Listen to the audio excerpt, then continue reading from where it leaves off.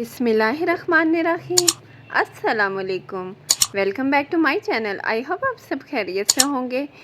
बकरा ईद आने में सिर्फ चंद ही दिन रह गए हैं, तो मैंने सोचा क्यों ना आपके साथ मगज़ मसाला फ्राई की रेसिपी ट्राई की जाए। तो यहाँ पे मैंने बकरे का मगज़ लिया है, जो कि मैंने एक ही लिया है। तो क्वांटिटी आप अपने घर के अफराद के मुताबिक कम या ज़्यादा कर सकते हैं। आइए चलते हैं इसकी मेकिंग की तरफ। तो यहाँ पे मैंने पैन लिया है। पैन के अंदर ऐड करने लगी हूँ मैं कुकिंग ऑयल, जो कि ले रही हूँ 2 बड़े चम्मच। जब हमारा ऑयल यहाँ पे गर्म हो जाएगा तो फिर मैं फर्दर इसके अंदर ऐड करूँगी 1 लार्ज साइज़ अनियन, जिसको मैंने बारीक चॉप कर लिया है इस तरह से। अब प्याज को हम कुक करेंगे, और प्याज को हमने इतना कुक करना है कि इसका कच्चापन ख़त्म हो जाए और थोड़ा सा इसका कलर चेंज हो जाए। तो देखें माशाल्लाह से प्याज हमारी ऑलमोस्ट कुक हो गई है। अब मैं यहाँ पे ऐड कर रही हूँ 1 टेबलस्पून अदरक और लहसुन के।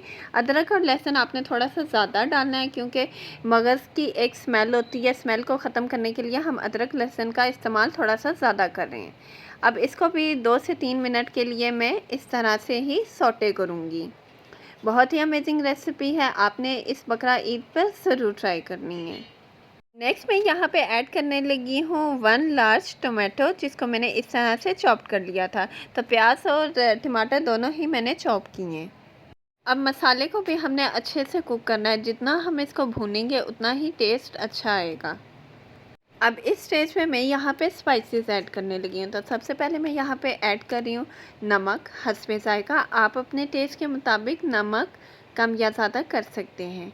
नेक्स्ट मैं यहाँ पे ऐड करने लगी हूँ टर्मरिक पाउडर, यानी कि हल्दी मैंने यहाँ पे लिया है 1/2 टीस्पून। नेक्स्ट मैं यहाँ पे ऐड करने लगी हूँ रेड चिली पाउडर, जो कि मैंने लिया है 1/2 टीस्पून। तो आप नमक और मिर्च अपने टेस्ट के मुताबिक कम या ज़्यादा कर सकते हैं। नेक्स्ट मैं यहाँ पे ऐड करने लगी हूँ गरम मसाला। गरम मसाला मैं यहाँ पे ले रही हूँ 1/2 टीस्पून, और 1/2 टीस्पून जब हमारा पूरा मगज़ फ्राई मसाला तैयार हो जाएगा तब मैं ऐड करूँगी। तो थोड़े से गरम मसाले की क्वांटिटी आपने ज़्यादा ही डालनी है, क्योंकि ये खुशबू वाले इंग्रेडिएंट्स हैं। ये हम ज़्यादा डालेंगे तो जो मगज़ में जो हमक वगैरह आती है वो ख़त्म हो जाएगी। मसाला यहाँ हमारा अच्छे से भुन गया है। अब मैं यहाँ पे ऐड करने लगी हूँ हमारा मगज़, और इसको हम कुक करेंगे 5 से 8 मिनट के लिए। मगज़ बहुत ही जल्दी कुक हो जाता है, तो आपने इसको मीडियम फ्लेम पे ही भूनना है, यानी कि अच्छे से पकाना है। बहुत ही प्यारी खुशबू मसाले की भुनने की आ रही है, और जो एक मगज़ की खुशबू होती है वो भी बहुत ही ज़्यादा आ रही है।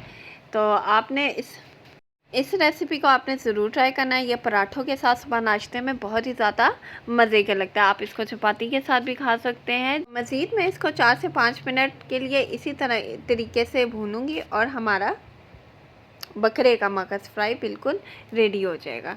तो यहाँ पे रेडी हो चुका है। अब मैं जो फ्लेम को है वो ऑफ़ कर दूँगी। देखें ऑयल मसाले ने छोड़ना स्टार्ट कर दिया है। इट्स मीन ये बिल्कुल रेडी हो गया है। तो आइए अब इसकी हम गार्निशिंग करते हैं। तो अब मैं गार्निश कर रही हूँ रेड और ग्रीन चिलीज़ के साथ इस तरह से, और साथ ही मैं यहाँ पे ऐड करूँगी हरा धनिया खुशबू के लिए। आप चाहें तो मेथी का भी इस्तेमाल कर सकते हैं। खुश्क मेथी का पाउडर भी आप यहाँ पे यूज़ कर सकते हैं। तो देखें माशाल्लाह से कितनी अच्छी लुक आ रही है। और लास्ट में मैं यहाँ पे ऐड करूँगी गरम मसाला खुशबू के लिए। तो आइए बिना टाइम वेस्ट किए अब इसको सर्व करते हैं। तो देखिए माशाल्लाह से हमारा ढाबा स्टाइल मगज़ फ्राई बिल्कुल रेडी हो गया है, और जब आप इसको पराठों के साथ खाएंगे तो बहुत ही ज़्यादा अमेजिंग टेस्ट देने वाला है। तो आइए अब इसको सर्व करते हैं। तो यहाँ पे मैंने एक क्यूट सा बाउल लिया है, जिसके अंदर मैं इस तरह से हमारा मगज़ फ्राई मसाला बकरे का डाल रही हूँ इस तरह से। इसका टेस्ट बिल्कुल अंडे की तरह होता है। आप मतलब जज ही नहीं कर पाएंगे कि आप अंडा खा रहे हैं या आप मगज़ खा रहे हैं, जब तक कि आप ख़ुद किसी को नहीं बताएंगे। तो अगर आपको ये मेरी ढाबा स्टाइल मगज़ फ्राई की रेसिपी पसंद आई है तो प्लीज़ मेरी वीडियो को लाइक करें और मेरे चैनल को सब्सक्राइब करें, और बेल आइकन को प्रेस करना बिल्कुल ना भूलें, ताकि आपको मेरे लेटेस्ट वीडियोस की नोटिफिकेशन सबसे पहले मिले। सो मैं मिलूँगी आपसे नेक्स्ट वीडियो में। तब तक के लिए टेक केयर एंड अल्लाह हाफिज़।